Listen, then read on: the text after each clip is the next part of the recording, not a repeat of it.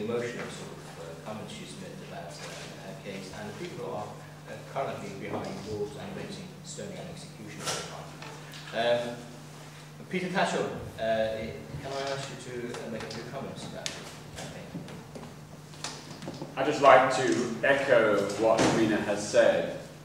Iran must understand that if it wants to be accepted as part of the international community, it has to adhere to international human rights norms.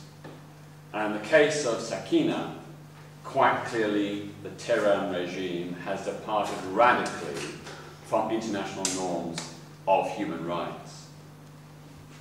As well as Sakineh, at least 15 other people have been sentenced to death by stoning, and dozens of others are on death row awaiting execution by hanging, including people on charges of homosexuality and people who have been involved in campaigns in support of Iran's persecuted ethnic minority peoples, in particular the Arab, Kurdish and Baluch peoples. What Mina has explained very clearly is that the Tehran regime has lied about Sakineh's case with these false claims of murder. The evidence is clear that that is not why she faced execution by stoning. She faced execution by stoning, as the court documents have been shown to reveal, for sex outside of marriage.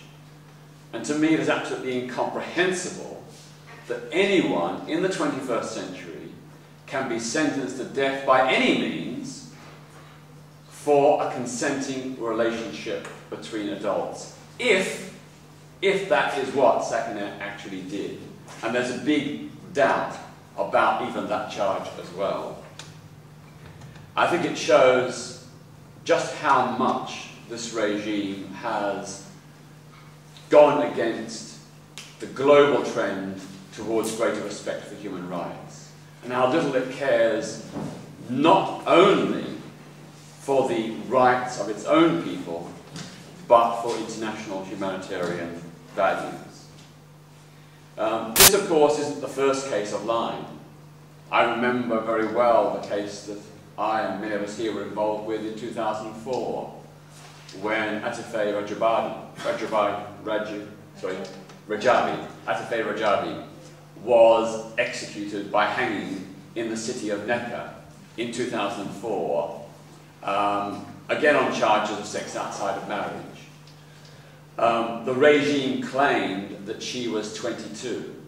When the world was aghast that a 16-year-old girl was strung up by her neck until she died, the regime put out false allegations that she was actually 22. But her father was able to produce the death certificate and show that indeed she was only 16 years of age. That's another example of the barbarity of this regime, and how that even children, because under international human rights conventions, a person under 18 is still classified as a child, how even children are executed by the Islamic regime in Tehran. What I found really shocking in Sakineh's case is the fact that the Iranian embassy here in London was willing to publicly admit that stoning is legal in Iran. They admitted barefacedly that this is part of their legal system in the 21st century. It is really, really shocking that they seem to have no shame about what they're doing to their own people. And this particular case is, of course, part of a pattern of widespread persecution. Right now, in prison in Tehran, the Iranian trade union leader, Mansour Osanlu, languishes for simply organising non-violently and peacefully to try and protect the rights of the bus workers in Tehran. He is in jail for peaceful, lawful trade union activities, together with several other trade union campaigners in Iran. Over many years, we've seen women's rights activists arrested on International Women's Day in Tehran and beaten by the police, taken to Evin prison, abused, threatened, and detained for simply calling for greater rights for the women of Iran. This is a regime that in so many different ways is out of step with the humanitarian norms of the international community. And I guess our message today is very simple. We support the people of Iran in their struggle for freedom and democracy. Freedom for the people of Iran has been long delayed, but it cannot be denied. Thank you.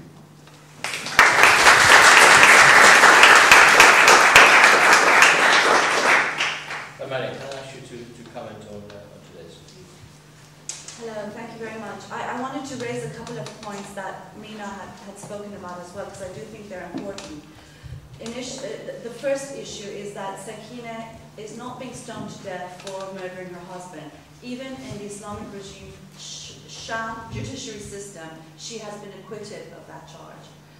The men who were charged with murdering her husband were not executed because in Iran, under the law, the family can request that an execution not take place. And so they are in prison, but they have not been executed. So to say that Sakineh, who's been acquitted of the charge, is being executed for murdering her husband, when the people who have been actually found guilty of murdering her husband have not been executed, is a blatant lie. The second issue is that the government has said that they never intended to stone Sakineh to death. Mina has shown documentation that proves that she was sentenced to death by stoning. You have the Iranian embassy in London issuing a statement on July 8th saying that we never intended to stone Sakineh, stoning in Iran is extremely rare, and this campaign is promoting misinformation. Our position is that it's the regime that is promoting misinformation in order to be able to murder as usual.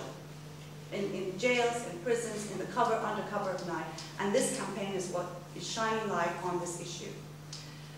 Now, Mostafai, Sakineh's lawyer, said very clearly, it's not the place of the Iranian embassy in London to say that Sakineh isn't going to be stoned to death. Give us a rescinding of her stoning sentence, because the judiciary has to rescind the stoning sentence. It's the judiciary in Iran that has to rescind her executioner order, and it's the judiciary there that has to free her. So the Islamic regime's embassy statements is a political ploy in order to prevent the truth coming out. But obviously, this campaign and the attention on this issue has prevented it from doing what it has done so many times in the past. The other matter I want to raise is a comment that was found recently on 24th of July. These are all, including this press coverage, came on the 24th of July, the day that our campaign had proclaimed as International Sakineh Mohammadi Ashtiani Day. That's the day they've arrested Mostafai's wife and brother-in-law, the day Mostafai's whereabouts have become unknown, the day they've issued this report on us. And there's an interview with the former French ambassador in Iran, Francois Nicolot, who's quoted as saying that he believes Iranian officials are angry about the international campaign to reverse the stoning sentence, and that they are lashing out to those whom they believe are behind it. Well, some of those who are behind it are sitting right here. The regime is furious, he says, about the international campaign and the success it's had. And then he basically goes on to say that they never intended to stone Sakineh, that they've actually adhered, on the most part, to a moratorium on stoning sentences. And he goes on to say that, in fact, they haven't stoned anyone since 2000, 2002. And this is exactly what the Iranian embassy here in London said, that stoning is very rare. Yes, it's the law. Yes, it's Islamic law. Yes, it's a legitimate and correct law. But stoning is rare. The International Committee Against Executions has just issued a report. It's in Farsi. It's been translated. We have the report here.